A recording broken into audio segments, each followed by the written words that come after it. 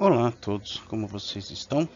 Espero que estejam todos bem, com muita saúde, alegria, estudando bastante, trabalhando bastante, curtindo bastante também, para não ficarmos doidos com esta pandemia, né? Então, vamos lá para a nossa aula da semana de 5 de outubro. O ano está passando, já está acabando, né? Nosso material de referência para hoje será o vídeo do Centro de Mídias e a apostila do terceiro bimestre na página 77. Nosso objetivo, mais uma vez, compreender as aulas do Centro de Mídias, aprofundar o conteúdo da apostila e ir além, incentivando uma reflexão pessoal a partir da aula. Nossa aula de hoje, nós vamos continuar um pouquinho falando da questão dos direitos humanos. E o nosso ponto de partida é esse slide, essa tela que nós já conversamos na aula anterior sobre os direitos humanos e a ONU. Então, sempre reafirmando, sempre relembrando que quando nós falamos em direitos humanos, nós estamos falando de algo que é inerente a todo ser humano. Então, nenhum ser humano, em nenhum lugar deste mundão de meu Deus, deve ser privado de direitos fundamentais e básicos.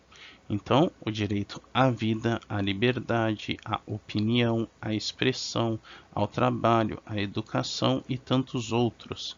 Então, isto faz parte de todo e qualquer ser humano. A forma que os estados, que os Leviatã, usando uma linguagem do Hobbes, né, eles buscam ou eles chegam a um acordo para ser um movimento de observação e de garantia desse direito, é a ONU. Então, usando a linguagem do Hobbes, os Leviatãs, Brasil, Argentina, Chile, Estados Unidos, França, Rússia, agora União Soviética, que agora a Rússia invertir, China, Japão, Austrália, todos esses países que fazem parte da ONU chegaram a um entendimento de que era necessário um órgão ou uma instituição supranacional, não tem nação, apesar de ter a sede em Nova York, né? Mas ela não é uma instituição americana, ela é uma instituição supranacional. A grosso modo, é igual o Vaticano, lembra? O Vaticano está na Itália, mas o Vaticano é um país próprio. A ONU está nos Estados Unidos, está em Nova York, mas ela não está sujeita à lei americana. Então, é considerado um território neutro, um território internacional. A ONU saiu da ONU, Estados Unidos, isso em qualquer embaixada. Então, se algum dia vocês forem na embaixada de algum país, dentro daquela embaixada é considerado solo do país. Então, sei lá, você vai passear ou você vai fazer alguma coisa na embaixada portuguesa. Você lá dentro é considerado solo português. Então, entre aspas, você ali dentro você tem o respaldo da lei portuguesa e isto é reconhecido internacionalmente. Então, se há algum conflito dentro daquele território, aí é o entendimento entre o Itamaraty e o governo do país, porque é território, nesse caso, português, mas dentro do Brasil. Então há um entendimento sobre jurisdição, jurisprudência e investigação mútua. Diferente do Vaticano, que se há algum crime. Aí eu não gosto muito de usar aquele do Dan Brown lá, não é o Código da Vinci, que é aquela questão dos papas. Eu esqueci o nome do livro, né? Que virou filme e tal. Deuses e Demônios, né? Se eu não me engano. Que eu vi só uma vez. Então, o que acontece dentro do Vaticano, existe a polícia do Vaticano, existe o Tribunal do Vaticano. Isso pelo Tratado de Latrão que o Mussolini assinou com o Papa em 1940, se eu não me engano, dá esta autonomia. Claro que a justiça italiana, a polícia italiana ajuda, auxilia também. Então há vários acordos de cooperação, porque afinal de contas, para chegar no Vaticano, você tem que passar por Roma, não tem jeito. Então há esses acordos. E o mesmo se aplica à ONU. Então tem um filme chamado O Pacificador, que o cara é um terrorista e ele consegue chegar em Nova York com uma bomba, porque a bagagem dele é despachada como bagagem diplomática. Então, quando há uma bagagem diplomática, é diferente da nossa bagagem, que você assiste lá o aeroporto de São Paulo, que passava na Record, agora não passa mais, mas ele passa no History Channel, passa lá no raio-x, a Polícia Federal tem a jurisdição e a obrigação de verificar aquilo lá, chama o cara no cantinho e aí descobre cada coisa que até Deus fica de cabelo arrepiado. Enfim, só para a gente entender dentro dessa visão robesiana a função de cada um. Esse ponto, a função da ONU, a gente já tinha dado uma conversada, então é mais para falar uma revisão para a gente refrescar a memória do ponto de partida que nós vamos ter. A ONU, ela criou uma Agenda 2030. Então, dentro dessas funções da ONU de garantir o direito a todo e qualquer indivíduo, ela, dentro do âmbito ou do espectro do mundo sustentável, do desenvolvimento sustentável, da preocupação com a natureza e como o ser humano se integra à natureza, criou-se uma agenda, que são 17 objetivos, para transformar esse mundo sustentável, para tornar este mundo dentro da visão da ONU dos direitos humanos.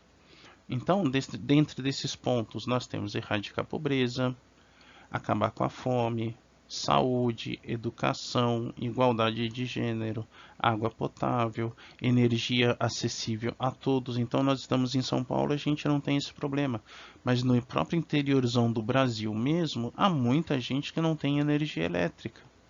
Então, um dos pontos é levar energia elétrica a todas essas pessoas.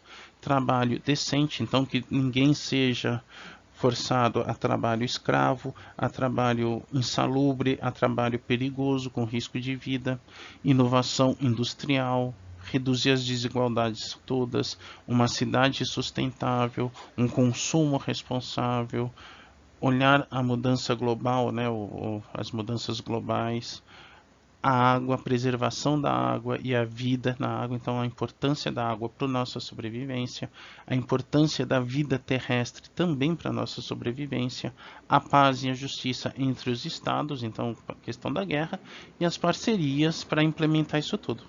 Agenda 2030, porque o objetivo ou o sonho desta agenda é que até 2030 seja concretizado. Óbvio, é uma utopia porque a gente sabe que o humano é muito volúvel, mas não pode se perder a esperança de que saiam umas mudanças. Então vamos imaginar que no nosso Brasil, se a gente conseguir uma educação de qualidade para todos os brasileiros até 2030, junto com a energia elétrica a todos os brasileiros, já é um avanço absurdo. Junto a isso, água potável. Se a gente tem essas condições todas, a saúde já melhora, a fome já diminui. Então, elas são interligadas, elas têm muita coisa em comum. Então, nós podemos, numa visão otimista, se a gente puxa um desses pontos e começa a trabalhar neles, os outros vêm. Então, a ideia da ONU, o objetivo da ONU é que isso aconteça. Então, a gente vai construindo um objetivo sustentável, vão construindo ideias e vai gerando uma sociedade mais justa, uma sociedade melhor, uma sociedade respeitando os direitos humanos. Talvez um dos braços mais conhecidos da ONU, junto com o Conselho de Segurança, mas o Conselho de Segurança entra na questão de guerra, é a Unesco. Então, na nossa carteirinha de estudante, quando vocês tinham, hoje em dia acho que nem existe mais, né, porque o da escola já tem validade, vinha sempre um carimbinho da Unesco. Então, os órgãos estudantis, eles sempre firmavam uma parceria, uma legitimidade com a Unesco, com o que a Unesco tem o objetivo de contribuir para a educação e as ciências, seja ciência natural, ciências sociais, etc. Então, todo esse ramo do estudo tecnológico, do estudo científico, da educação como um todo, a ONU tem um órgão chamado Unesco, E esta Unesco, ou este Unesco, é aquele que vai desenvolver os projetos. Então, dentro daquela Agenda 2030, Unesco, que seria responsável por olhar mais de perto a educação para todos os jovens e crianças, uma educação universal, uma educação de qualidade, uma educação de respeito aos direitos humanos. Então, é um braço mais conhecido. O braço que a gente mais vê na TV, em situações de conflitos, é o Conselho de Segurança. Então, lembrando, o Conselho de Segurança, ele foi formado na ONU pelos países que, entende-se, derrotaram a Alemanha da Segunda Guerra Mundial. Então, no eixo ocidental, você tem Estados Unidos, a Inglaterra, a França e a Alemanha também, quando ela tem essa foi derrotada, ela foi incluída nisso. E no lado oriental nós temos China e União Soviética, que depois virou a Rússia. Então todos esses países envolvidos na Segunda Guerra de uma forma bem mais forte, né? Me fugiu a palavra agora. Eles formam o Conselho de Segurança Permanente. Então qualquer um desses países tem o direito de vetar uma ação militar. Então, um exemplo aqui, na Segunda Guerra do Golfo, depois do 11 de setembro, os Estados Unidos consultou o Conselho de Segurança, mostrando evidências, segundo os americanos, de que o Saddam possuía armas químicas, né, armas de destruição em massa, e o Conselho de Segurança vetou. Se não me engano, a Rússia vetou. E os Estados Unidos foi para a Segunda Guerra do Golfo sem a ONU. É diferente, por exemplo, do Brasil, que tem também um lugar no Conselho de Segurança, mas é transitório. O Brasil fica um tempo, sai um tempo e não tem poder de veto. Tá? Mas aí a gente pode explorar depois. Isso é interessante pela questão do Líbano, e nós comentamos na aula passada, né? O Brasil tem um navio no Líbano para fazer patrulha de costa e verificar navios que estejam com contrabando de armas e com outras coisas, a pedido ou sob a designação da ONU, os capacetes azuis, né? Falando dessa questão militar, nós já tínhamos falado da Cruz Vermelha. Então, em 1863, a Cruz Vermelha ela nasce em Genebra como um pacto pela preservação e pela humanidade na guerra. Isso nós já falamos na outra aula também, então nós estamos aprofundando isso. E é uma organização independente, então a Cruz Vermelha não faz necessariamente parte da ONU. Ela trabalha junto com a ONU, ela vai agir junto com a ONU, porque eles precisam se conversar. Numa situação de conflito, quanto mais diálogo e quanto mais agências agem juntas, facilita a coisa. Então, até para poder trabalhar junto. Então, ela está em mais de 80 países, Brasil incluso.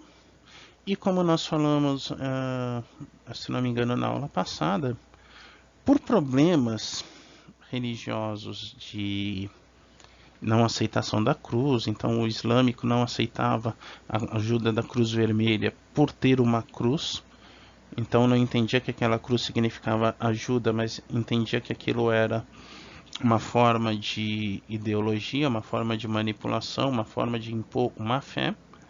Os islâmicos criam o Crescente Vermelho.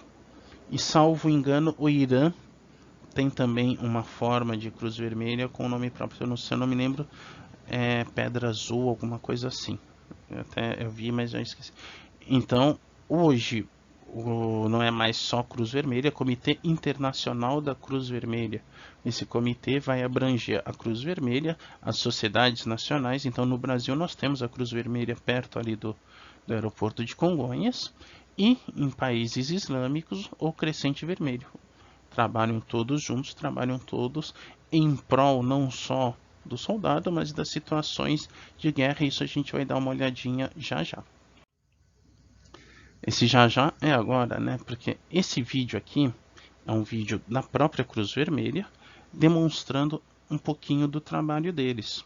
Quem sabe algum dia alguém se encante por esse trabalho. É um trabalho desafiador, não é assim, é para macho, porque você ir para um conflito, você ir para um lugar difícil e trabalhar lá não é para todo mundo, mas é apaixonante. Então, assim, se está no sangue da pessoa esse trabalho, ela vai se realizar plenamente e vai fazer bem a muitas pessoas. Então vamos dar uma olhadinha como que a Cruz Vermelha ou onde que essas instituições humanitárias vão agir e como elas vão trabalhar pela garantia dos direitos humanos dos indivíduos. Esse é um vídeo deles e esse é o título, né? O Movimento Internacional da Cruz Vermelha e o Poder da Humanidade. Vamos dar uma olhada então.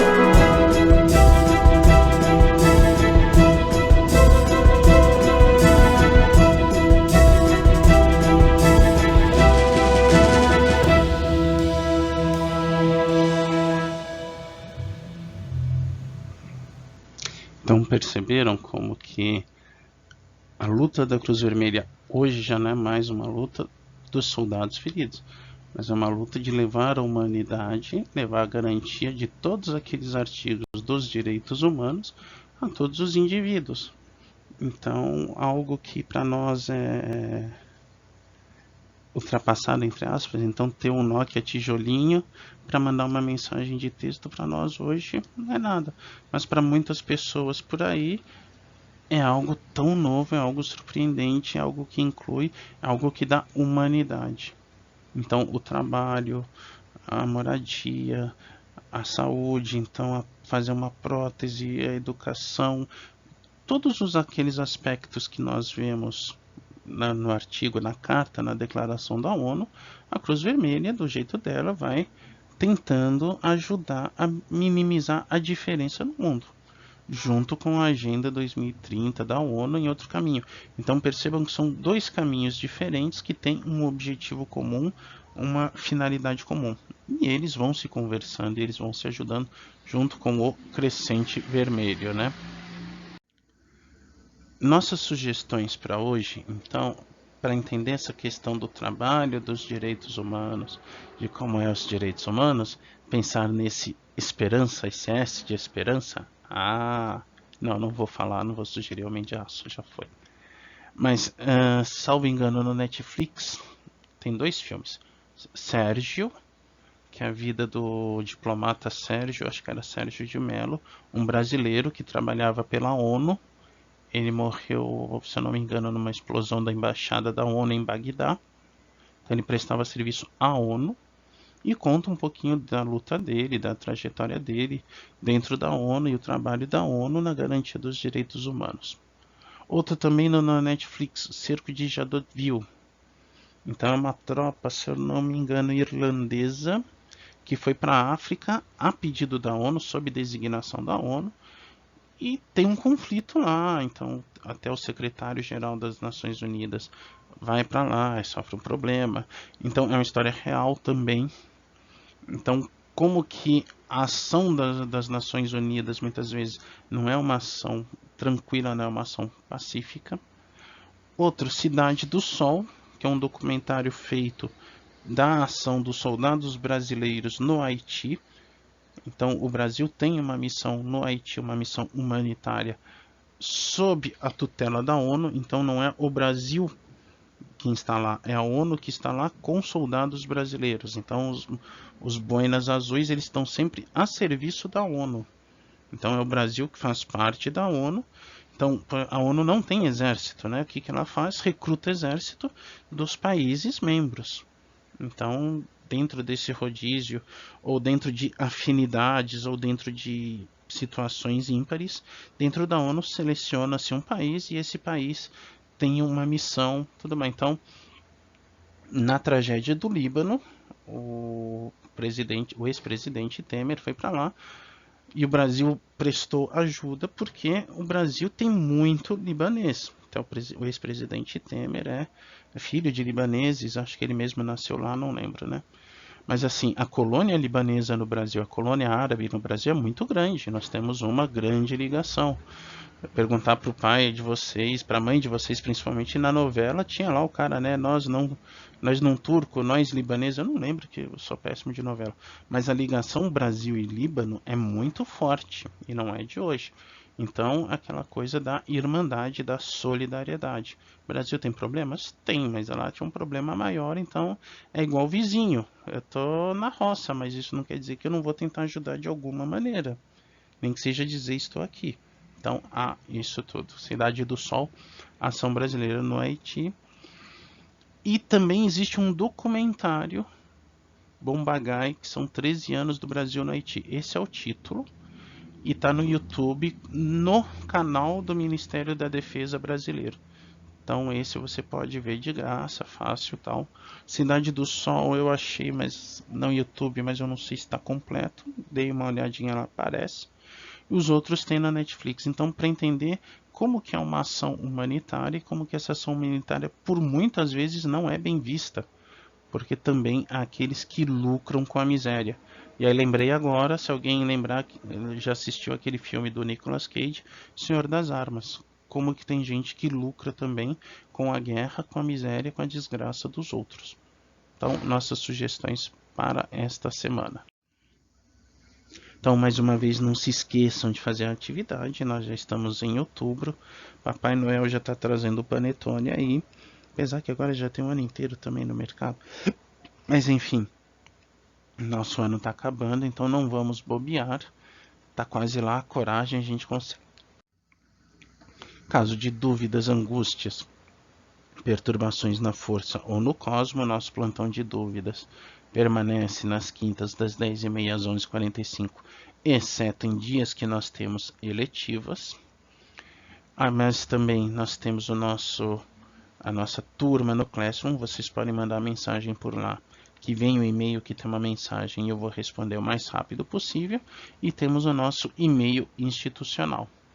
Então eu desejo a todos um ótimo estudo, aproveitem bem a semana, aproveitem bem, estudem bastante, trabalhem bastante, aproveitem bastante, equilibrem bem a vida e não vamos dar mole para essa pandemia não, vamos todos ficar bem, em breve nós vamos nos reencontrar.